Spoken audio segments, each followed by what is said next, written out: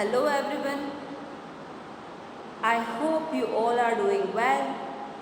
अब से हम लोगों के ऑनलाइन क्लासेस शुरू होने वाले हैं, right?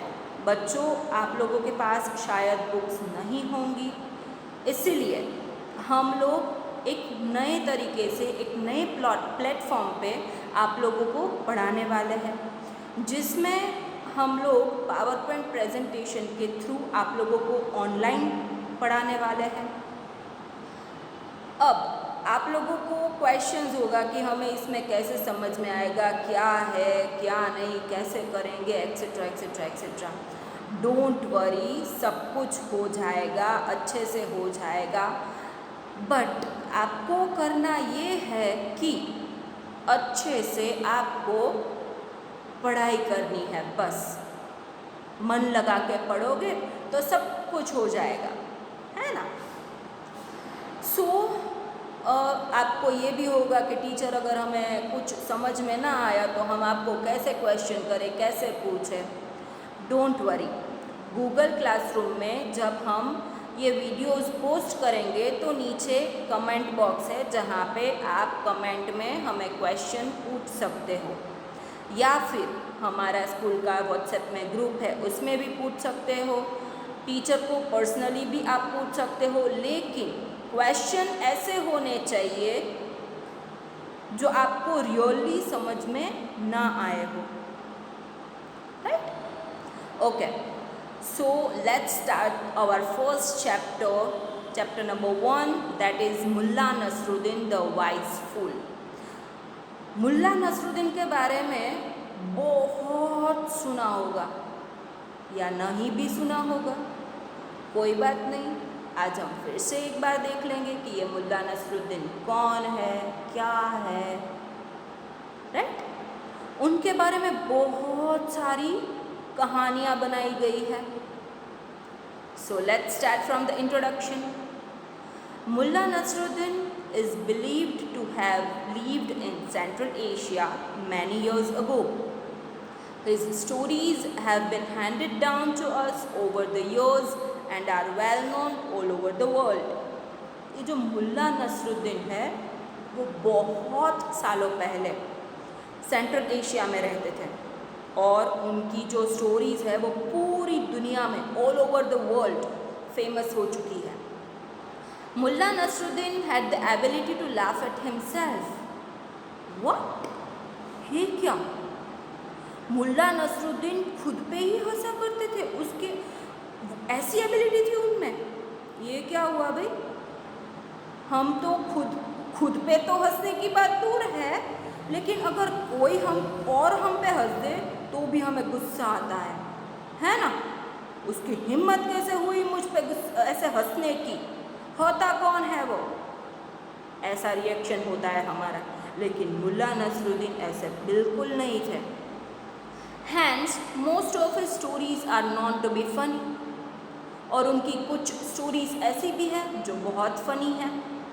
In fact, some of them are narrated like jokes.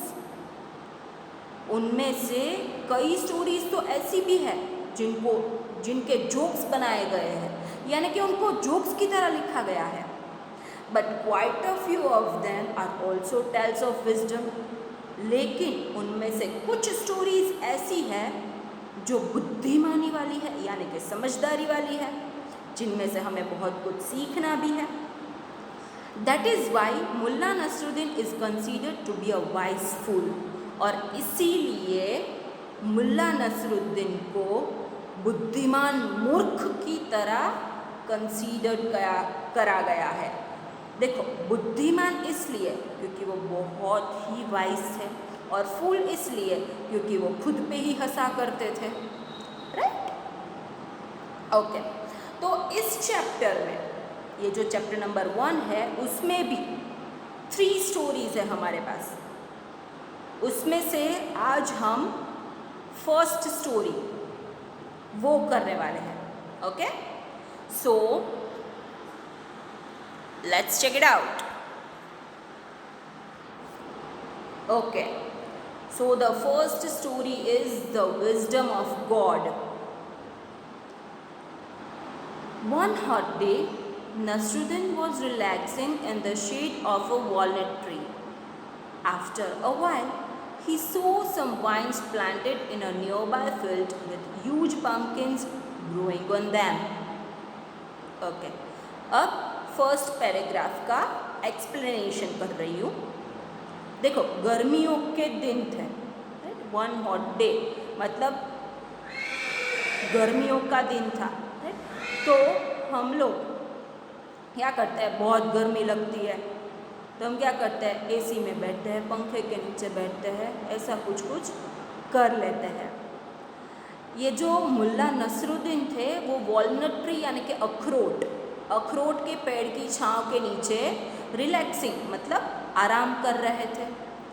After a while यानी कि थोड़ी देर बाद, he saw some vines planted in a nearby field with huge pumpkins growing on them. थोड़ी देर बाद उन्होंने बाजू में एक वाइन्स का फील्ड था, एक खेत था, फील्ड यानी कि खेत, बाजू में एक खेत था, वहाँ पर वाइन्स को प्लांट किया गया था और उनमें बड़े बड़े पंपकिन उग रहे थे. Second paragraph.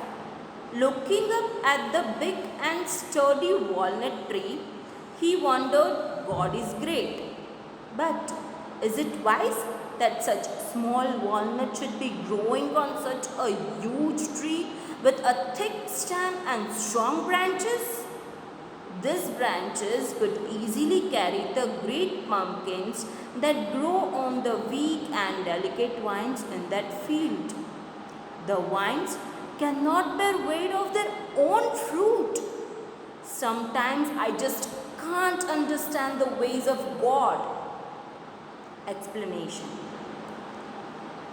Sturdy मतलब मजबूत, strong, wondered मतलब thought, सोचना. Looking up at the big and sturdy walnut tree, he wondered. उस बड़े और मजबूत अखरोट के पेड़ को देख के, उसकी तरफ देखते हुए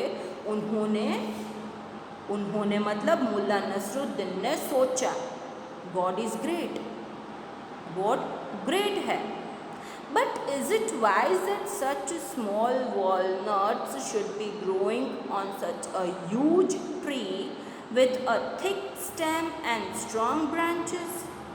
लेकिन क्या ये बुद्धिमानी वाली बात है कि इतना छोटा सा अखरोट इतने बड़े पेड़ पे इतनी थिक स्टेम यानी कि उसकी जो स्टेम होती है, राइट, एंड स्ट्रॉन्ग ब्रांचेस, इतनी मजबूत ब्रांच पे उगता है, उसको उगना चाहिए वहाँ पे. These branches could easily carry the great pumpkin that grow on the weak and delicate vines in that field. इस पेड़ की जो ब्रांचेस है वो इतनी मजबूत है कि बड़े से पंपकिन को वो आसानी से कैरी कर लेता है. तो मुझे लगता है कि वो जो वाइन का फील्ड है, वाइन का खेत है, राइट, जो वहाँ पे उग रहे हैं, जो बहुत ही नाजुक है, जिसमें बहुत ही नाजुक है, वहाँ पे पंपकिन्स उग रहे, तो पंपकिन्स को यहाँ पे और वॉलनट को वहाँ होना चाहिए. The vines can not bear weight of their own fruit. और ये जो वाइन्स होती है वो तो अपने खुद के फ्रूट का भी वज़न नहीं झेल पाते हैं. Sometimes I just can't understand the ways of God.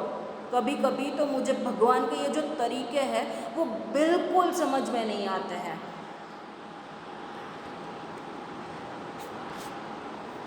Thinking this, Mulla Nasruddin dozed off. Soon a walnut fell off the tree and struck him on his bald head. Dozed off मतलब fell asleep, सो जाना. Struck मतलब hit, लगना. और ये सोचते सोचते मुल्ला नसरुद्दीन सो गए. कुछ देर बाद ट्री पे से एक वॉलनट उनके बाल्ड हेड यानी कि बाल्ड हेड मतलब पूरा गंजा सिर तो नहीं बोलते, लेकिन ऐसा कि जिसमें आधे बाल होते हैं और यहाँ पे इतने इतने पार्ट में बाल नहीं होते हैं, राइट, उसको बोलते हैं बाल्ड है। तो उस पे गिरा, लगा उनको, और जैसे ही लगा बाद में क्या होता है, let's see. He got up at once, lifted up his hands and bowed to the heavens, saying, "Oh my God, forgive me for questioning your ways. You are indeed wise. What would have happened now if pumpkins grew on trees?" सो जैसे ही उनके सिर पे लगा वो उठ गए और दोनों हाथ ऐसे ऊपर किए और भगवान की तरफ देखते हुए, हेवन की तरफ देखते हुए उन्होंने बोला, प्लीज़ भगवान, आपके ये जो तरीके हैं उस पे मैंने क्वेश्चन किया, इसलिए मुझे माफ़ कर दो। आप सच में बहुत बुद्धिमान हो, बहुत समझदार हो, लेकिन अगर क्या होगा जब पंपकिन इस अखरोट के ट्री पे उगेंगे? देखो यहाँ पे हमारी ये फर्स्ट स्टोरी है वो कंप्लीट हुई। Let's see the moral of this story. Moral, things are meant to be the way they are. Man at times cannot understand how nature works. Such things are best left to nature and God.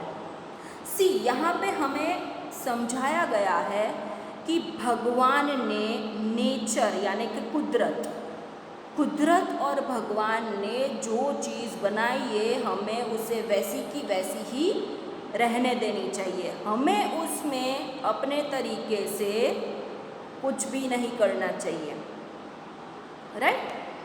अब देखो भगवान ने इंसान को बनाया है, अगर हम ऐसा सोचे कि हे भगवान मुझे इंसान क्यों बनाया, तो क्या हम इंसान में से जानवर बन जाएंगे? नहीं, भगवान ने हमें इंसान बनाया है तो हम इंसान ही रहेंगे। Okay, so this was our first story of the first chapter. I hope you people understood what I explained, what I told, right? अगर आपको कुछ भी questions है इसके related materials भी मैं डालने वाली हूँ। अगर आपको कुछ भी problems है, कुछ भी questions है तो आप लोग हमें comment करके पूछ सकते हैं और हमें group में भी questions कर सकते हैं। Okay? Thank you everyone.